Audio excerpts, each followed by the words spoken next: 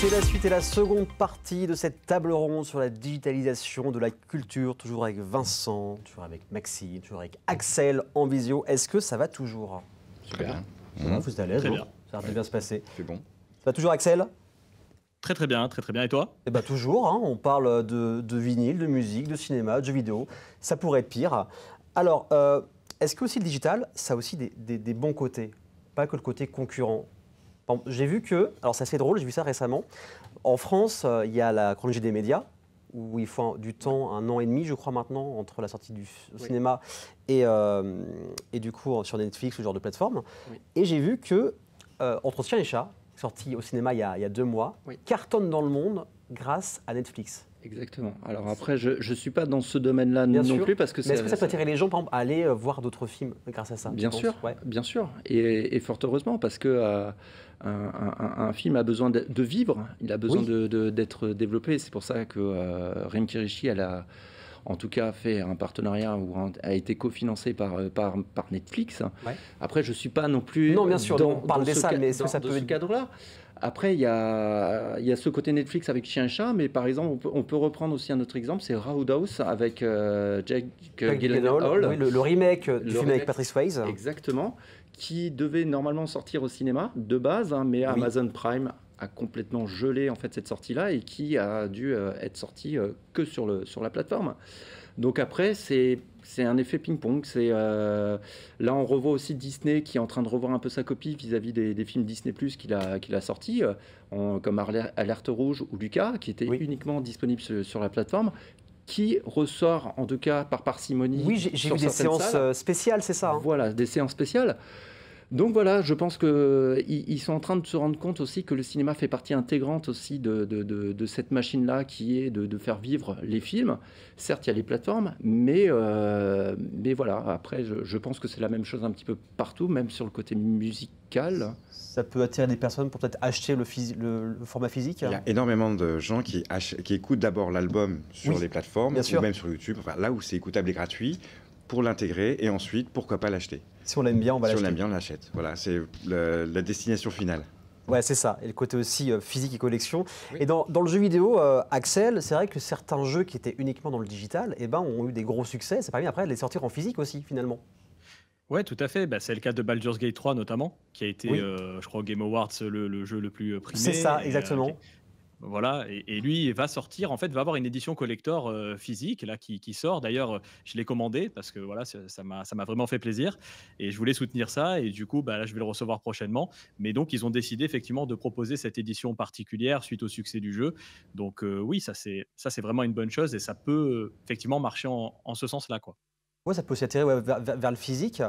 Et même, il y a eu pas mal de jeux différents qui, grâce au digital, ça attire des gros succès. Par exemple, Fall Guy, par exemple, qui était un petit jeu de base et qui après a été connu grâce uniquement au digital. T'en penses quoi de ça, Axel? Non, bah, je pense que justement, c'est l'un des points forts du digital, c'est que ça permet à déjà des petits développeurs ou des développeurs moyens de pouvoir proposer leurs jeux très facilement sans passer par toute une logistique de distribution, de transport, de stockage, etc., quoi. Je veux dire, c'est disponible directement sur la plateforme et effectivement, ça évite tous ces intermédiaires et c'est un gain, je pense, assez important pour eux et ça permet à plein de petits titres indépendants de voir le jour et ça, c'est l'un des gros, c'est peut-être même le gros point fort pour moi du démat et il y a plein de jeux qu'on découvre comme ça et qui deviennent des succès par la suite et qui après, peut-être leur suite, seront produites en physique suite à ce succès et donc cette confiance qu'il y a pu avoir derrière. Mais on aurait pu penser par exemple que le prix, c'était quelque chose qui pouvait entrer en compte par exemple, du fait qu'on n'ait pas l'édition physique, le prix serait moins cher des jeux, alors que non. C'est souvent pas le cas au départ, et même après, sur les stores, vous avez quasiment le même prix que dans votre centre commercial ou dans votre magasin de jeux vidéo, voire parfois l'édition physique est moins chère. Et ça, c'est assez paradoxal dans ce truc-là. À part sur le Game Pass, c'est un petit peu particulier de Microsoft, mais voilà quoi. Oui, c'est l'abonnement. C'est vrai que les prix restent assez chers. On est sur du 70-80 euros. Alors qu'en occasion, dans votre magasin, il peut vite descendre à 40 euros un mois après sa sortie. Et donc, il y a le côté digital comme ça. Et moi, ce que je trouve aussi intéressant, c'est que les gens peuvent s'intéresser aux jeux vidéo, au cinéma ou à la musique grâce aussi à ce côté digital et aussi l'augmentation des prix des abonnements. Ça freine un peu les gens, tu penses, Axel, ou pas? Ça va dépendre, je pense, de la plateforme. Alors, je sais que concernant le cinéma ou les films, etc., on est vraiment sur une augmentation de Netflix que moi je trouve assez colossale, par exemple. Alors, je crois qu'il y a plusieurs types maintenant d'abonnements. Oui. Mais le Game Pass, après, en soi, c'est vrai que ça restera toujours moins cher si tu prends le Game Pass et si tu joues à beaucoup, beaucoup de jeux. Ça restera toujours moins cher que d'acheter les jeux en individuel. Oui. Je pense que c'est une bonne solution pour ceux qui n'ont pas envie de s'embêter. Après, moi, j'ai toujours un petit problème avec tout ça, tout ce qui est la Netflixation, je dis ça un petit peu, on va dire que c'est bon ce mot-là. Voilà, c'est ça, du système, parce qu'en fait, finalement, je passe plus de temps aujourd'hui à limite choisir, enfin, à essayer de choisir un jeu que presque d'y jouer derrière, tu vois. Comme Et la donc, VOD, en fait. On reste ouais, 20 c'est ça. minutes à essayer de trouver un film. C'est un peu le même principe. C'est ça. Et bon, je pense qu'à l'époque, quand on achetait notre jeu en physique, en tout cas, on l'achetait en magasin, on le prenait, on regardait l'arrière de la boîte, on regardait la jaquette, la notice, qui a disparu aussi, hein, les notices qui n'existent plus dans les jeux quasiment. C'est vrai. Voilà. Et on y jouait vraiment, le jeu qu'on avait acheté, tu vois. On le délaissait pas, il n'y avait pas ce mode de consommation où tu jouais 3 heures, ça te plaisait pas, et puis tu disais, bon, allez, je passe à autre chose, et puis voilà, quoi. Et c'est pas forcément rendre hommage à certains jeux et à certains développeurs, mais bon, après, à chacun sa consommation, évidemment. Oui, c'est clair. Voilà. Mais je pense que les prix risquent d'augmenter effectivement avec le temps, le coût des serveurs qui est de plus en plus élevé, etc., quoi. Il y a de plus en plus de monde aussi. Microsoft a créé aussi une Xbox uniquement en digital et une autre qui fait aussi du physique. On va finir par vos probos un peu, les gars. Donc, Axel, je dirais, tu as écrit un livre sorti il y a quasiment 2 ans, audition au Mac et Book, sur les 100 anecdotes dans le jeu vidéo. Alors, 2 ans après, un petit débrief sur ce livre au niveau des ventes. Comment ça s'est passé pour toi? Écoute, franchement, merci d'en parler. On est super content. Il a été en rupture dans pas mal de stores et tout ça qui ont dû le recommander, parce qu'il faut savoir qu'un livre sur le jeu vidéo, on n'est pas sur des romans qu'on peut trouver à la Fnac et tout ça en termes de volume, hein, de vente. Bien sûr. Mais on était voilà, super contents. C'était un petit bouquin qui coûtait moins de 10 €. Et donc, même dans les conventions, tu as pas mal de personnes qui étaient contents de pouvoir se le procurer, à tel point que on pense fortement à faire un deuxième numéro. Ok. Il a été classé notamment sur Amazon numéro 1 dans les ventes concernant le multimédia, le jeu vidéo et tout ça pendant quelques jours. Donc ça a été super cool. Franchement, je ne m'attendais pas à ce que ça matche autant, et ça m'a fait très, très, très plaisir. Les retours sont vraiment excellents. Donc voilà, on attend le deuxième maintenant. Place à l'écriture, et ça prend du temps, mine de rien. Même pour un petit bouquin comme ça prend beaucoup, beaucoup de temps.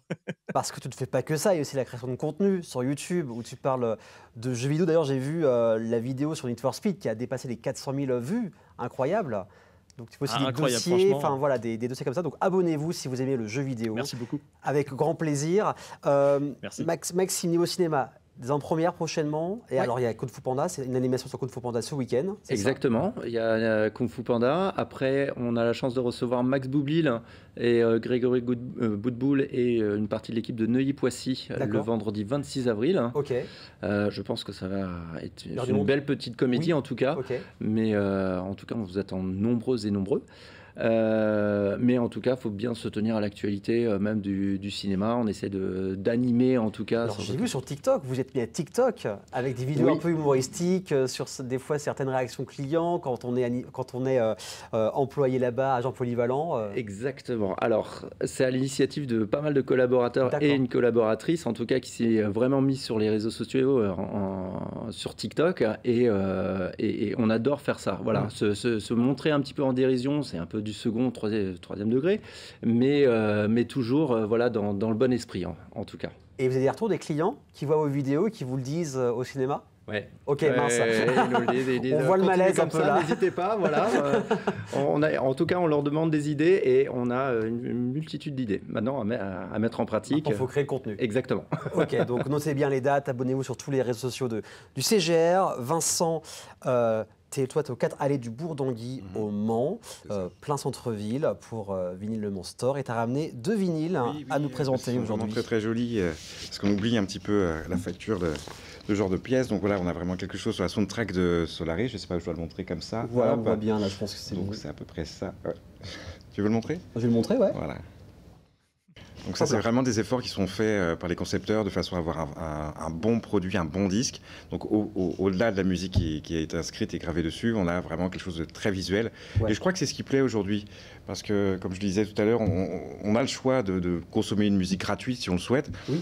Là, on consomme quelque chose qui est quand même un petit peu plus joli. Il y a une sorte de rituel aussi avec le vinyle. Hein. Oui, oui, le fait de le poser, et puis de l'écouter tout entier, et puis de le partager. C'est ça, tout ça. Donc il y a Solaris, donc le film, évidemment, l'immanquable Dangerous de Michael Jackson de 92, qui est ressorti un petit peu plus tard, comme ça en picture disc, qui est aussi très très joli et agréable, justement quand on le voit tourner sur la platine. Oui, voilà, donc des objets, mais tu vends énormément de choses, de tous les styles différents chez toi, c'est ça. Oui. Il n'y a plus qu'à aller voir, prendre le temps, parler avec toi, fouiller et être conseillé. On peut aussi commander, par exemple, des choses? Bien sûr, tout. Directement, ok. Tout. Et ben n'hésitez pas, j'irai passer commande d'ailleurs, parce que j'ai quelques petits vinyles à trouver. Avec plaisir. Merci Vincent, merci Maxime, merci Axel d'être venu en visio, d'avoir parlé de la digitalisation de la culture. Dans quelques instants, je vais accueillir Théo en visio pour parler de l'alternance de la semaine. On va parler aussi humour, comédie, Instagram, TikTok avec la MUMS, mais ça c'est juste après la pub. À tout de suite.